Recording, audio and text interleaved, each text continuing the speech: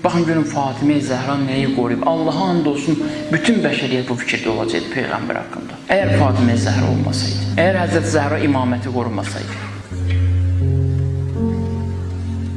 Quran istəklərin oyuncağına çevrilə bilir. Diqqətlə qulaq asın. İmamsız Quran adi yazıdır. Sən oxuyacaqsan, istədiyin mənanı verəcəksən. Mən oxuyacam, istədiyim mənanı verəcəm. Oldu mənim məhsulum. İmamı götür, Quranla istədiyin kimi davran. Öz zamanımızda da görmüşük. Peyğəmbər imam qoyub kənara Quranı istədiyi mənaları verdi. Və rüsvay oldu, çıxdı, getdi, yox oldu ortalıqdan. İmamsız oxuyacaqsan ayəni görə ayaqlarını da yuyarsan dəstəmaz alanda. İmamla oxusan məhz çəkəcəksən. İmamsız ayə deyirəm sizə. Peyğəmbər, səni zəlalətdə tapdıq, hidayət etdik. Peyğəmbər əvvəl azğın idi, sonra Allah hidayət edib. İmamsız mənası budur. İmamla mənası, zəlalətin bir mənası kasıbçılıqdır. Peyğəmbər, sən fəqir idin, ehtiyacın vardı. Xanım Xədicənin imkanı ilə səni bu çətinlikdən çıxartdıq və işlərimi qabağa apardıq. Gördünüz nə qədər dəyişdi?